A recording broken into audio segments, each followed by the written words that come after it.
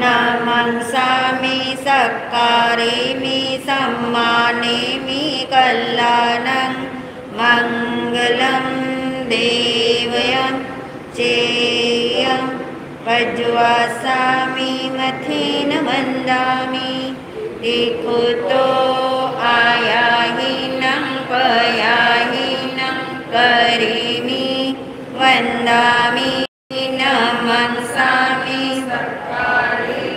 सम्मानेमि कल्याणं मङ्गलं देवयं चेयं पज्वासामि मथेन वन्दामि नमो अरिहन्तानं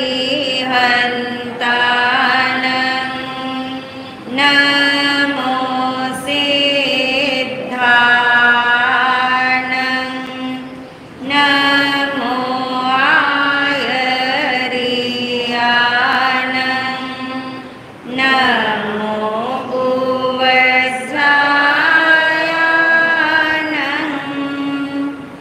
नमो लोये सव साहुनं एसो पंच नमोकारो सर्व पावपनासनो मंगलानं च सर्वेसिं परमं हवै मङ्गलं मङ्गलानं च सर्वेसिं परमं हवै मङ्गलम्।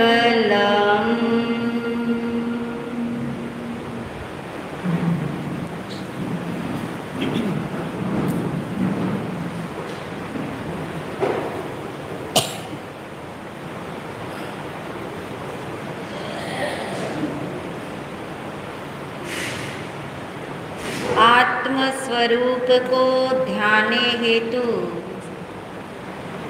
आंखें बंद करें।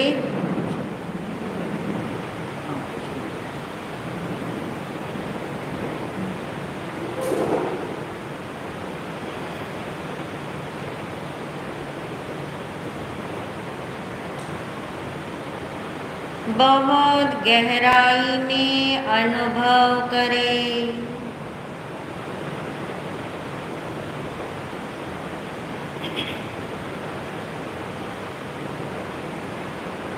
अपने होने का एहसास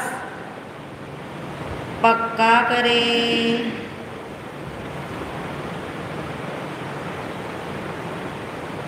निर्णय पूर्वक महसूस करें।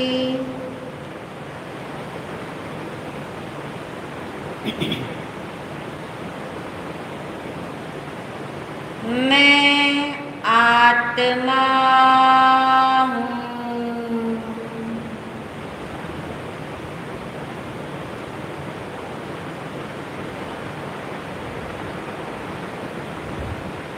मैं आत्मा ही हूँ।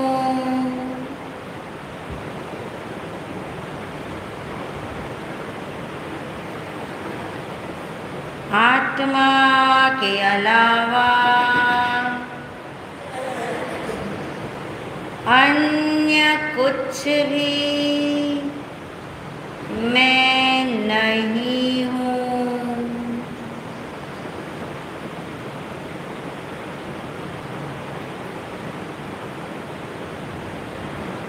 मैं शुद्ध आत्मा हूँ।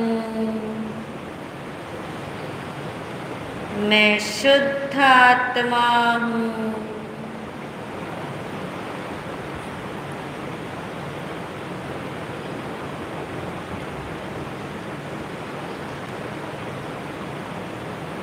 मैं आत्मा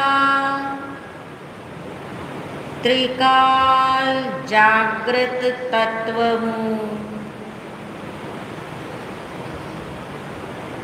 मैं कभी भी सोता नहीं हूँ।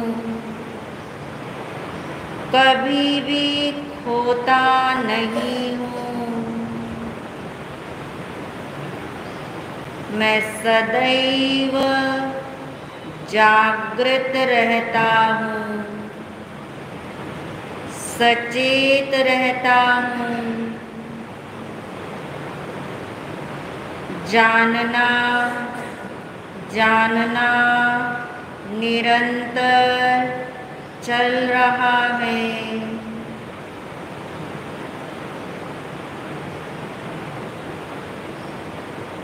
ये ज्ञान का कार्य यही जागृति है, यही सजगता है। इसी के बल पर मैं आत्मा कल भी जानने वाला तत्व था,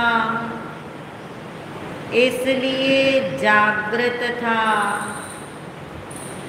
आज भी अभी भी मेरा कार्य जानना जानना सतत हो ही रहा है। इसलिए मैं वर्तमान में भी जागृत ही हूँ।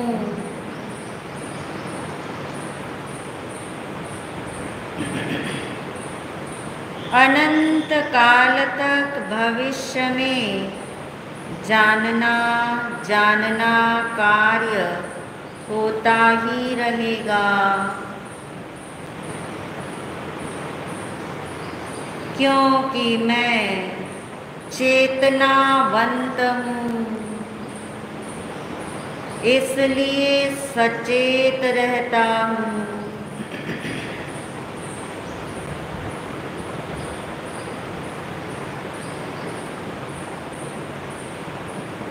अनादि अनंत काल से कर्म के संयोग में रहा, फिर भी मैं आत्मा कर्ममय नहीं हुआ।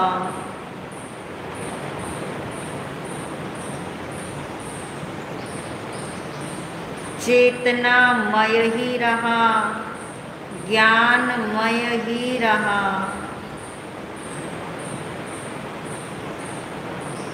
अनंत अनंत राग द्वेष हुए, कषाय भाव हुए, फिर भी मैं आत्मा एक समय के लिए भी राग द्वेषमय नहीं हुआ। मैं चेतनामय ही रहा, क्योंकि मैं त्रिकाल जागृत हूँ।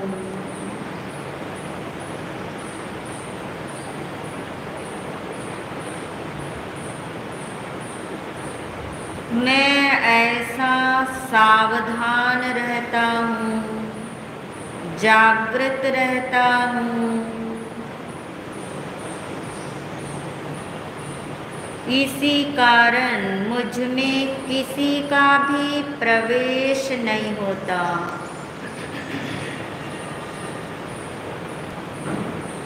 एक समय के लिए भी मेरा ज्ञान मुझे छोड़कर कहीं नहीं जाता।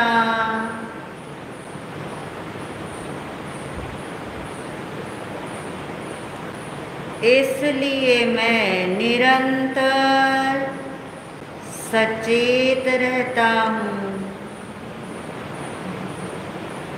अपने गुणों को छोड़कर मैं भी कभी बाहर नहीं जाता।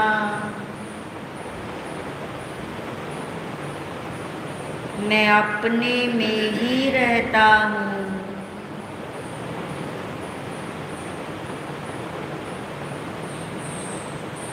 समय के बदलने पर भी मैं अपने गुण प्रदेशों से बाहर नहीं आता। स्थान के बदलने पर भी मैं आत्मा अपने में ही रहता हूँ। ऐसा निराला मेरा स्वरूप है, ऐसा महिमावंत मेरा स्वरूप है। मेरे स्वरूप में मेरे अलावा अन्य कोई भी नहीं है। अतः महसूस करो, अनुभव करो, मैं ही मैं हूँ। मुझ में अन्य किसी का प्रवेश नहीं। मुझ में मैं ही हूँ, मैं ही मैं हूँ, मैं ही मैं हूँ। इस भाव से अपने को बारंबार भावित करें।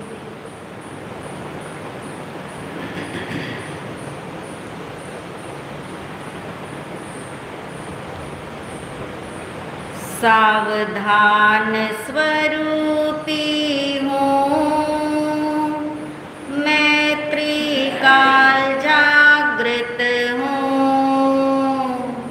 सावधान स्वरूपी हूँ मैं, त्रिकाल जागृत हूँ। यहाँ अन्य नहीं है कोई, बस मैं ही मैं हूँ। यहाँ अन्य नहीं है कोई, बस मैं ही मैं हूँ। मैं ही मैं हूँ, मैं ही मैं हूँ। मैं हूँ आत्मा, शुद्ध आत्मा, शुद्ध आत्मा को नमन। मैं हूँ आत्मा, शुद्ध आत्मा, शुद्ध आत्मा की शरण। गुरुवंदना, गुरुवंदना, गुरुवंदना बारंबार। गुरुवंदना, गुरुवंदना, गुरुवंदना बारंबार।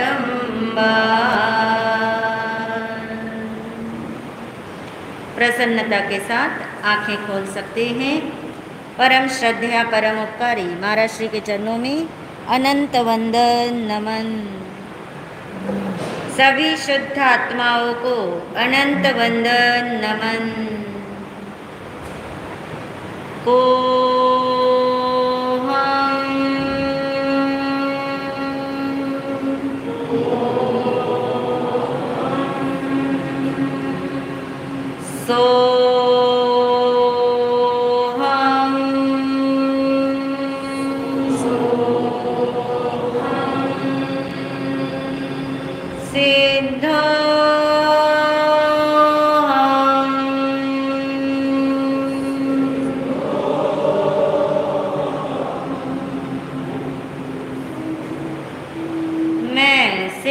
भगवान जैसा ही शुद्ध आत्मा हूँ।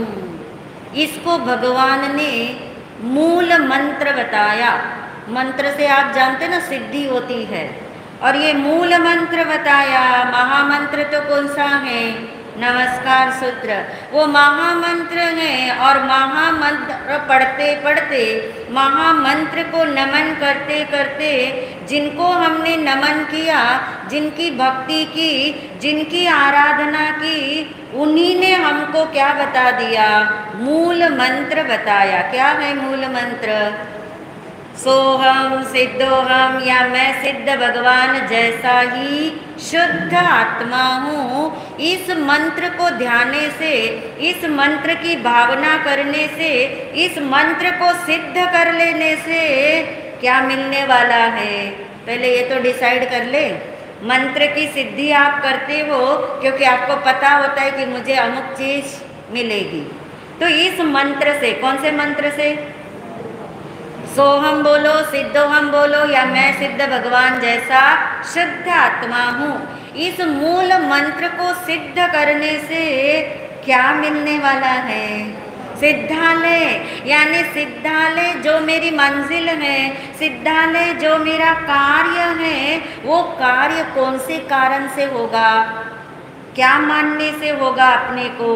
मैं शुद्ध आत्मा यानी सिद्धो हम मानने से कौन सा कार्य होने वाला है?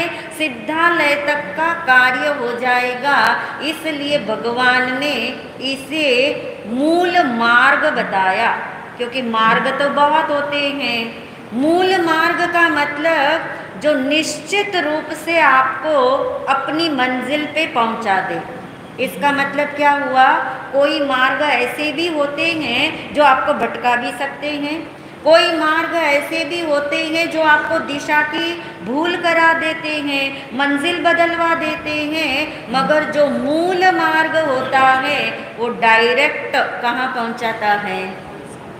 यानी प्रत्यक्ष मार्ग को मूल मार्ग कहते हैं। और मूल मार्ग भगवान ने कौन सा बताया? जब तक हम अपने को क्या नहीं मानेंगे, शुद्ध आत्मा नहीं मानेंगे, तब तक सिद्धालय की मंजिल मिलेगी नहीं।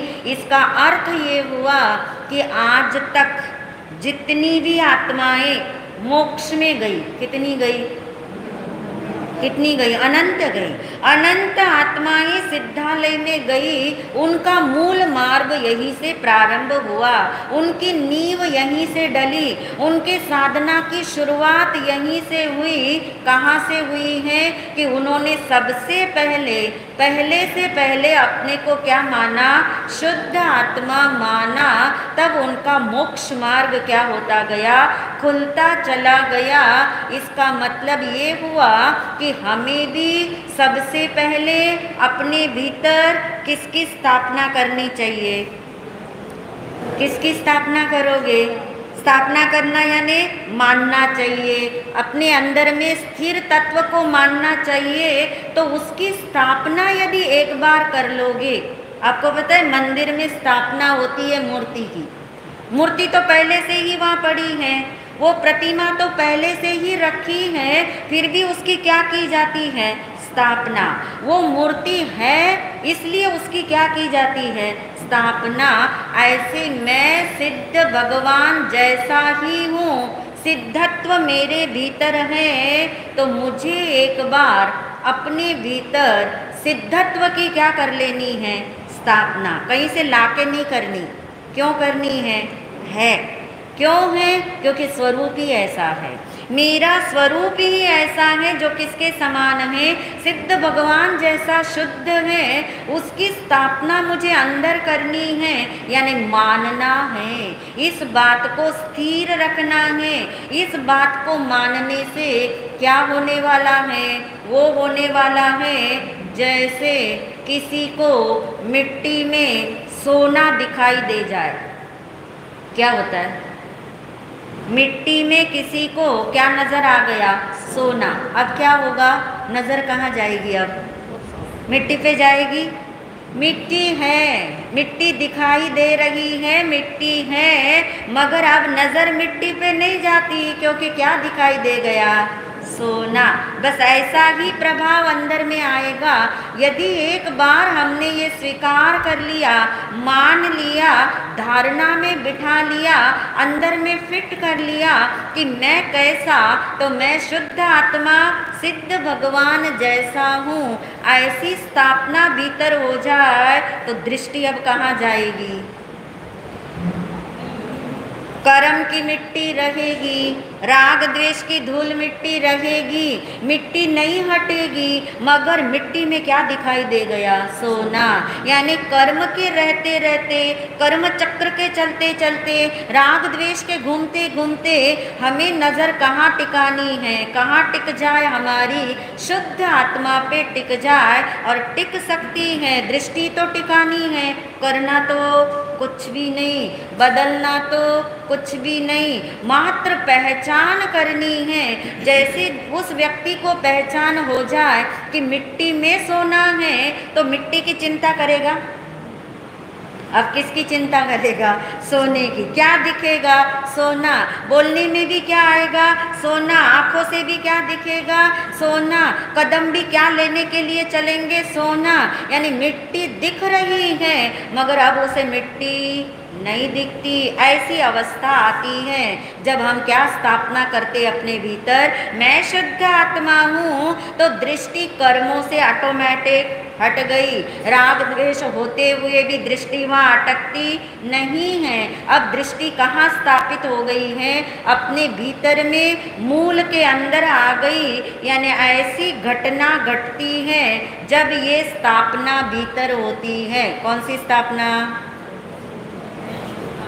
हाँ, मैं सोहम कहो, सिद्धोहम कहो, मैं शुद्ध आत्मा कहो, उसकी स्थापना भीतर में हो जाए तो ऐसी घटना घट जाती है जैसे एक लड़की का रिश्ता हो जाए तो क्या घटना घटती है लड़की के भीतर में? देखिए, जब उसकी सगाई हो जाए, रिश्ता हो जाए, रिश्ता होने का मतलब ही क्या होता है कि एक लड़के में उस लड़की ने पतिपना स्थापित कर दिया। एक लड़के को क्या मान लिया? पति के रूप में चुनाव कर लिया, मान लिया। अभी शादी नहीं हुई, अभी शादी नहीं हुई, सिर्फ रिश्ता हुआ है, सिर्फ मानना हुआ है, तो उस लड़की में क्या चेंज आता है? इसका मतलब वो अन्य लड़कों को देखेगी नहीं, ऐसा नहीं, मगर कैसा नहीं देखेगी? अब पति के रूप में नहीं देखेगी, क्योंकि पति के रूप में एक लड़के में उसने क्या कर दी? स्थापना। ऐसी घटना अंदर में घटती है। कैसी घटती है कि जब मैंने अपने को शुद्ध आत्मा मान लिया, सिद्ध समान अपने को स्थापित कर लिया, तो अब अन्य जो है, अब अन्य कौन है?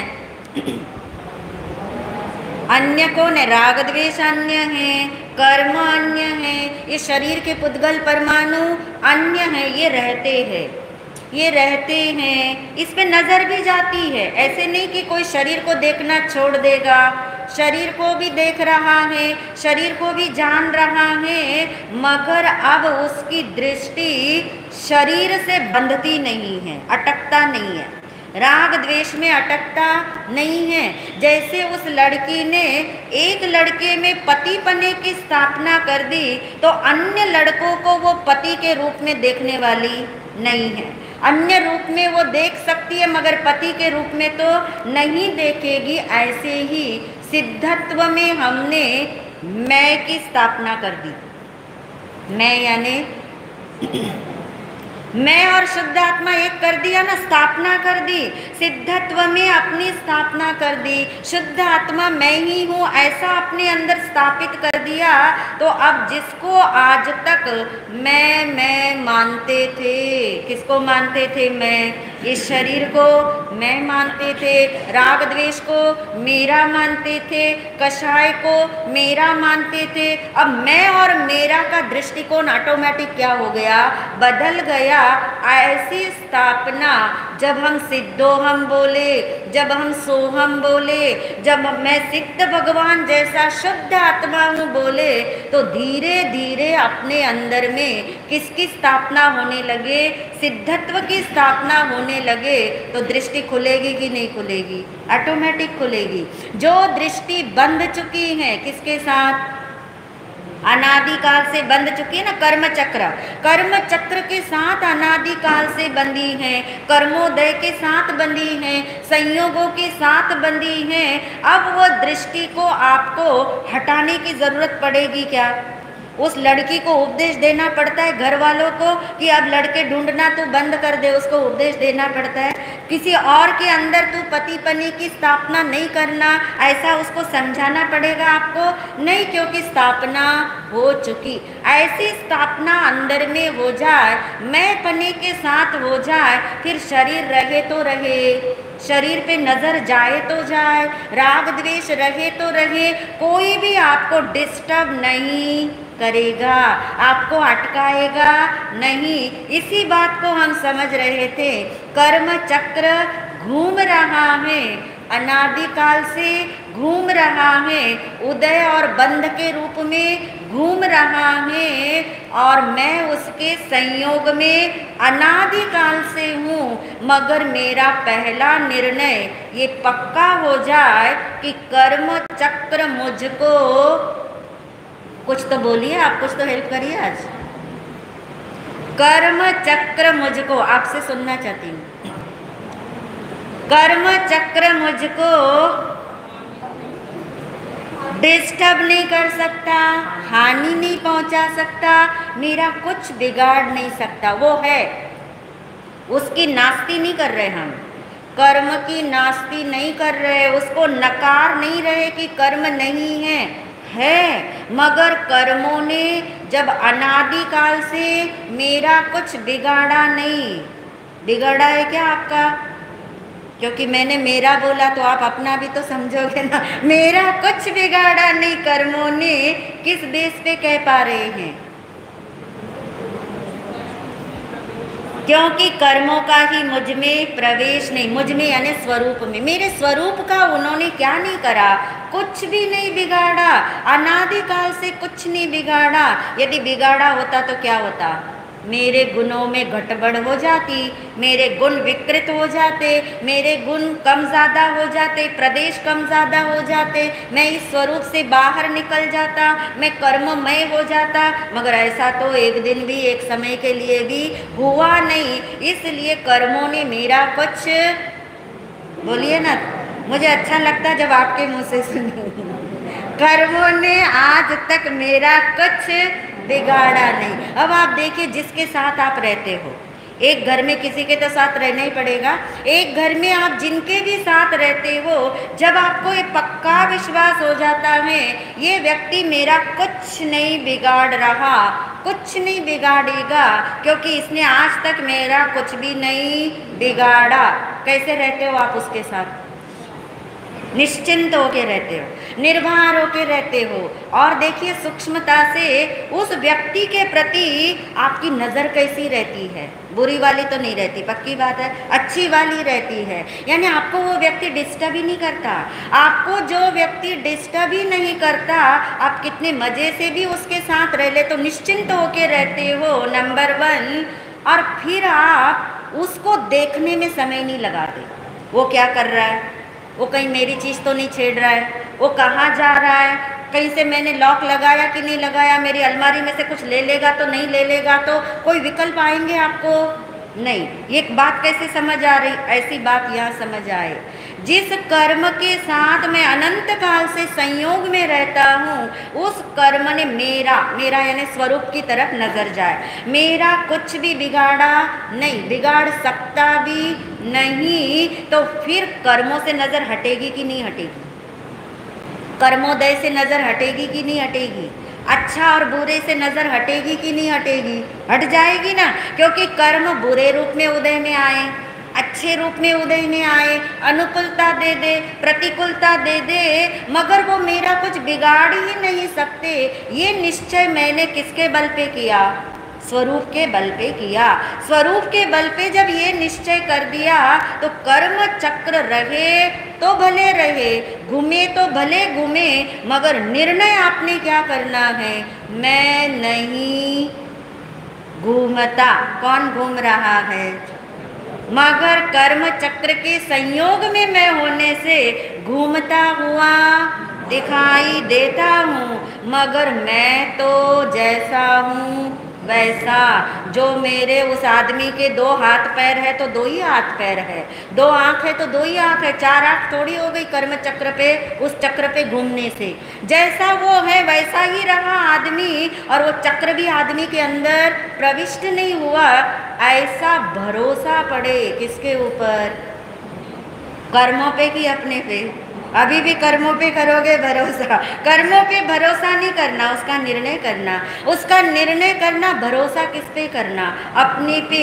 भरोसा ये करेंगे तो कर्म चक्र चक्र से नजर कैसे हटे, इसके लिए कर्म चक्र को हम समझ रहे। तो पहला निर्णय थोड़ा थोड़ा आपको पक्का हो रहा है कि अनादि काल से आत्मा कर्म चक्र के संयोग में होने से 4 गति 84 लाख जीव योनि में परिभ्रमण करता हुआ दिखाई दे रहा है, मगर आत्मा का परिभ्रमण नहीं हो रहा।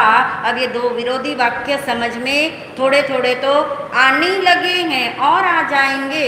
आपके मन में ये प्रश्न भी हो सकता है, अभी नहीं तो बाद में होगा, कि चलो कर्म ने मेरा कुछ नहीं बिगाड़ा, मगर मैं अशुद्ध तो हुआ कि नहीं?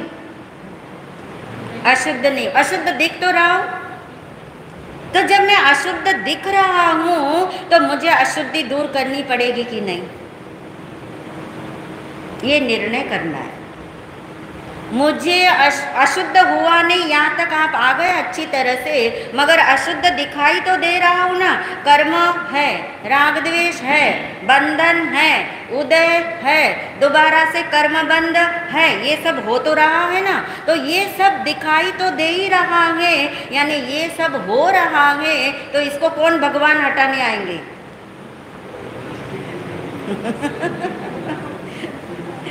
अब अशुद्धि जो दिखाई दे रही है, तो ये एक बात पक्का करना होगा, जो अशुद्धि हुई नहीं है मगर अशुद्ध दिखाई देता हो, तो उसके साथ हम क्या करते हैं, ऐसा ही यहाँ पे करना है। उसके लिए उदाहरण लेते हैं ताकि आप उदाहरण के साथ अच्छे से चल पाते हो।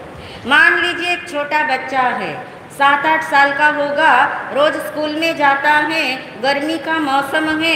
एक दिन आ रहा था घर की ओर, घर ज़्यादा दूर नहीं था और एकदम से बादल काले काले छाए हुए थे।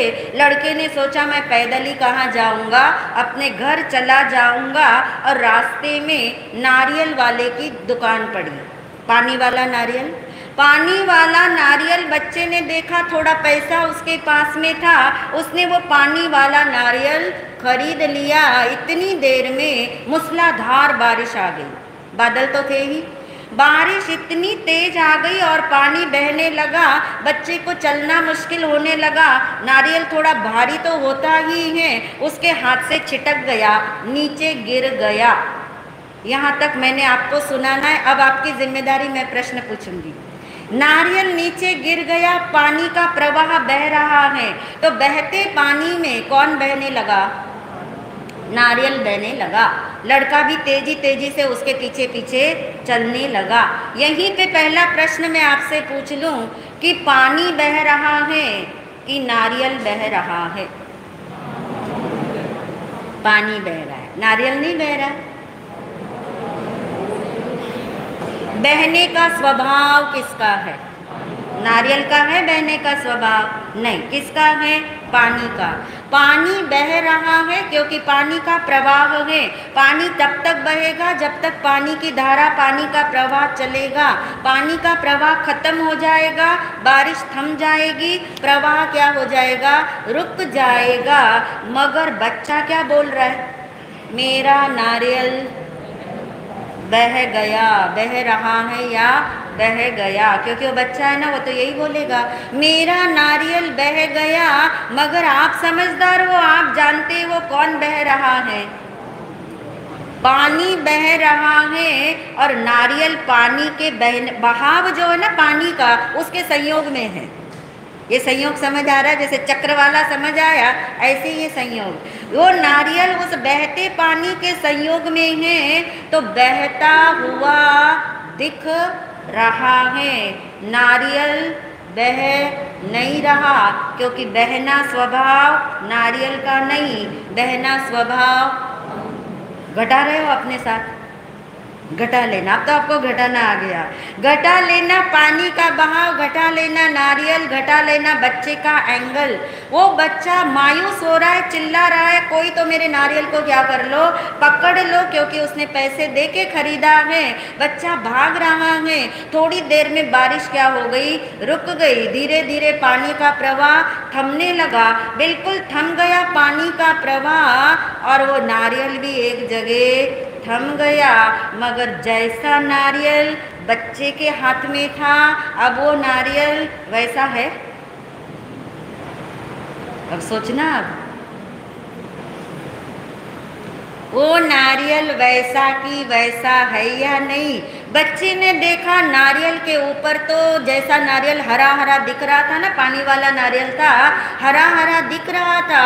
अब वो बच्चे को हरा हरा कैसा दिखता है? काला काला, क्योंकि पानी के साथ कीचड़ भी तो है ना, कीचड़ है, गंदगी है, और उसके ऊपर लिप्त हो गया, किसके ऊपर? उस नारियल के ऊपर लिप्त हो गई गंदगी, और वो बच्चे को तो नारियल का हरापन भी दिखना बंद हो गया। मगर वो ये देख रहा है कि नारियल तो है, मगर नारियल कैसा है? गंदा है ना, गंदा हुआ नारियल। नारियल गंदा हुआ क्या निर्मल जी? नहीं हुआ। नारियल गंदा नहीं हुआ। आपको पक्का भरोसा पड़ रहा है, बच्चे को भरोसा नहीं पड़ रहा। वो क्या देख रहा है अभी? नारियल तो कैसा है? हरा, जैसा मैंने खरीदा था ना वैसा नहीं है, कीचड़ से सना हुआ है, थोड़ी बहुत बदबू भी उसमें से उसे आ रही है। और वो अब बच्चा उस नारियल को उठाएगा कि नहीं उठाएगा? नहीं उठाएगा। और आप समझ लो कि आप हो उसकी जगह, फिर क्या करोगे? उठा लोगे या सोचोगे? पहले प्रयोग करके देखते, जैसा जैसा आपने बताया, फिर देख लेंगे वहाँ जाके उठा सकते हैं कि नहीं उठा सकते। ऐसा करोगे? सोच के देखो ना, कल्पना करके देखो। आप उसे उठाओगे तो क्यों उठाओगे, और नहीं उठाओगे तो क्यों नहीं उठाओगे? चाहो तो समय ले लो, पर ये बाहर का दृष्टांत है, समझाना मुझे क्या है? सिद्धांत, सत्य समझाना है, त्रैकालिक सत्य समझाना है। एक आधार लिया हमने समझने के लिए दृष्टांत का। और एक बात और याद रखना, कोई भी दृष्टांत जब हम समझते हैं तो दृष्टांत जो है 100% नहीं घटित होगा कभी भी, कोई भी दृष्टांत, क्योंकि बाहर और अंदर में थोड़ा तो अंतर रहेगा, मगर 90% तो बात क्या हो जाएगी, हमें क्लियर हो जाएगी, समझ आ जाएगी। एक बात का तो आपने निर्णय पक्का करा कि नारियल का बहना स्वभाव नहीं है, प्रवाहित होना नारियल का स्वभाव नहीं है। स्वभाव किसका बहना था? पानी का। मगर पानी के संयोग से जो नारियल अशुद्ध दिख रहा है, पॉइंट क्या था हमारा? गंदा दिख रहा है, वो गंदा दिख रहा है, अशुद्ध हुआ है या नहीं हुआ है उसका निर्णय करना। और यदि वो गंदा दिख रहा है तो उसको उठाया जाए कि नहीं उठाया जाए, उठाया जाए तो किसके भरोसे उठाया जाए, उठाने के बाद क्या किया जाए, इसका चिंतन आप अपने ढंग से करोगे और रिलेट करोगे अपने साथ, तो उस प्रश्न का उत्तर निकलेगा जिस प्रश्न के उत्तर में हमने ये दृष्टांत शुरू किया कि ये जो अशुद्धि है, ये अशुद्धि भी मुझे डिस्टर्ब करती है या नहीं करती, ये अशुद्धि कौन हटाएगा, कैसे हटेगी, इसका निर्णय करके फिर हम पॉइंट नंबर 2 पे जाएंगे। अभी 1 पे ही चल रहे हैं। कौन से पॉइंट? चक्र वाले पहले पॉइंट का निर्णय अभी निकला नहीं, सार अभी निकला नहीं। इसका सार निकलते ही आगे का भी सार हमें नजर आएगा, सबको नजर आए, ऐसी भावना के साथ। ओम शांति।